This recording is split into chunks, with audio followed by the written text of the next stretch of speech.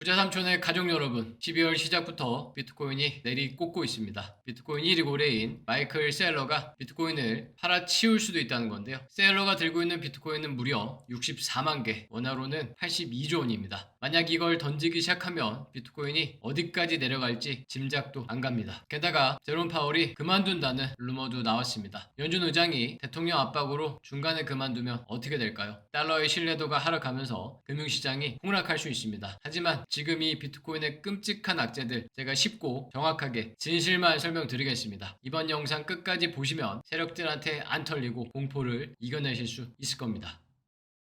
안녕하세요, 반갑습니다. 저는 투자금융회사에서 100억을 굴렸던 트레이더로 20년 넘게 매매로 먹고 사는 부자 삼촌입니다. 지난 영상에서는 12월 1일에 연준이 유동성을 빨아들이는 양적 긴축이 종료되고 2026년 1분기에는 연준이 유동성을 공급하는 양적 완화까지 시작될 수 있다는 설명을 드렸습니다. 하지만 12월 시작부터 비트코인 투자자들은 오히려 뒤통수를 맞은 상황인데요. 템베거 코인방에는 아까 먼저 빠르게 설명을 드렸죠. 원래 이번 주에는 연준 의장의 연설과 미국의 경제지표가 중요한 이슈였는데요. 갑자기 튀어나온 마이클 셀러의 매도 예고부터 제대로 파헤쳐 보겠습니다. 며칠 전 스트래티지 CEO가 인터넷 방송에 나왔는데요. 배당금을 주려면 비트코인을 좀 팔 수도 있다라는 말을 한 겁니다. 문제는 그 다음인데요. 마이클 셀러까지 트위터에 녹색점을 추가하면 어떨까라는 말을 했습니다. 그동안은 셀러가 비트코인을 매수할 때마다 주황색 점만 찍었기 때문에 사람들은 이걸 매도 신호 아니냐고 걱정을 하는 거죠. 게다가 스트래티지가 강제 청산될 수도 있다는 말까지 나왔습니다.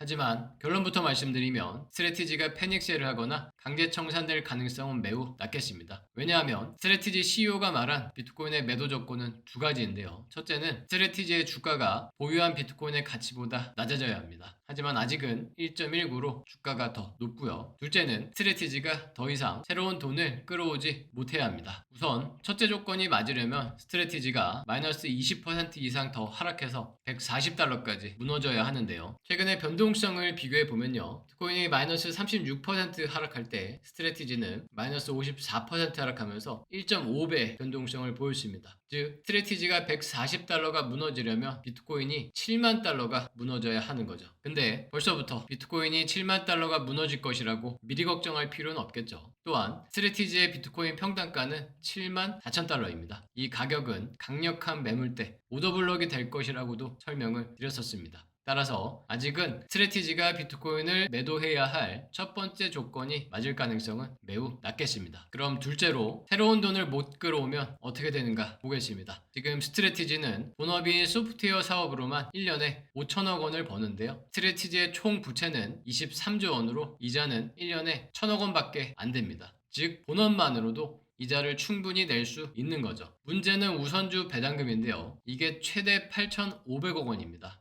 하지만 이건 지급 의무가 없습니다. 아예 안 줘도 되고 줄 수 있는 만큼만 줘도 됩니다. 따라서 스트래티지가 비트코인을 매도해야 할 두 번째 조건도 맞을 가능성은 거의 없습니다. 또한 마이클 셀러의 녹색 점을 대규모 매수 신호로 해석하는 분석가들도 있으니까요. 부자 삼촌의 가족분들께서는 너무 걱정하지 마시고 마이클 셀러와 스트래티지의 다음 소식을 기다려보시면 되겠습니다. 다음으로 연준 의장이 그만둔다는 루머를 설명드리겠습니다. 우선 이건 아무 근거도 없는 SNS에서 떠도는 루머인데요. 최근 트럼프가 차기 연준 의장을 이미 결정했다고 했죠. 지금은 백악관 국가경제위원장이 제일 유력한 후보인데요. 그러고 나서 갑자기 제롬 파월이 그만둔다는 루머가 나온 겁니다. 하지만 제롬 파월은 지난 7월에 죽어도 못 떠나라고 했었습니다. 연준의 비공식 대변인으로 불리는 기자가 전했는데요. 사석에서 절대로 죽지 않고서야 그만두지 않겠다고 한 겁니다. 따라서 제롬 파월이 갑자기 스스로 그만둘 가능성은 낮겠습니다. 하지만 한 가지 걱정이 남아있기는 한데요. 이일 오전 10시에 연준 의장 연설이 있습니다. 여기서 혹시나 금리나 기대감을 꺾어버리면 비트코인이 흔들릴 수 있겠습니다. 따라서 이번 주 첫 번째 승부처로 이걸 잘 넘겨야 합니다. 그래서 지금 같은 상황에서는 이슈 하나에 비트코인이 천국과 지옥을 오가는데요. 혼자 하시기에는 어려우실 겁니다. 템베거 코인방에서는 빠르게 팩트체크와 분석을 해드리고 있습니다. 불안한 장에서도 제대로 대응할 수 있는 프로 트레이더의 단타 관점도 공유를 해드리고요. 초보도 잘 이해할 수 있게 자세한 설명과 함께 매일 여러 차례 올려드리고 있습니다.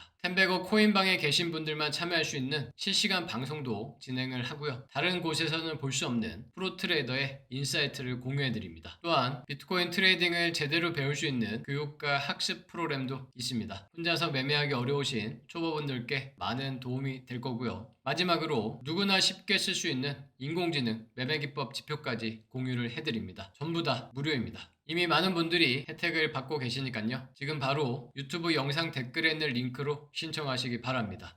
위기로 시작하는 12월을 기회로 바꿔드리겠습니다. 그럼 오늘의 핵심 요약하겠습니다. 첫째, 스트래티지가 비트코인을 매도하거나 청산당할까봐 걱정이 커지고 있는데요. 스트래티지는 본원만으로도 충분히 버틸 수 있습니다. 앞으로 마이클 셀러와 스트래티지의 공식적인 움직임을 지켜보시면 되겠습니다. 둘째, 연준 의장인 제롬 파월이 그만둔다는 루머도 나왔는데요. 하지만 이미 지난 7월에 파월은 죽어도 못 떠난다고 쐐기를 박아놨습니다. 다만 2일 연설 내용이 어떻게 나올지는 지켜봐야 하겠습니다. 비트코인이 이번 주 이슈들을 잘 소화하고 다시 산타랠리를 향해 가기를 바라보겠습니다. 마지막으로 비트코인의 희망회로 하나 설명드릴 건데요. 최근 실버가 신고가를 찍었죠. 골드도 다시 신고가를 향해 가고 있고요. 하지만 비트코인만 상승하지 못해서 정말로 답답하실 겁니다. 근데 이번에 일론 머스크는 에너지 자체가 통화라고 하면서 비트코인은 에너지 기반 통화라는 말을 했습니다. 저도 그렇게 생각합니다. 비트코인은 골드와 실버처럼 자산 가치를 저장하는 것뿐만 아니라 채굴을 통해서 에너지까지 저장할 수 있습니다. 조만간 비트코인이 골드와 실버를 앞지르는 급등이 나올 때까지 부자 삼촌의 가족분들 모두 조금만 더 힘내시기 바랍니다. 오늘도 영상을 끝까지 시청해 주셔서 감사합니다. 다음 영상도 다른 곳에서는 절대 볼 수 없는 부자 삼촌만의 분석들로 준비하겠습니다. 구독과 알림 설정 꼭 해두시고 부자 삼촌과 함께 하시면 마지막 고비 다 이겨내실 수 있겠습니다.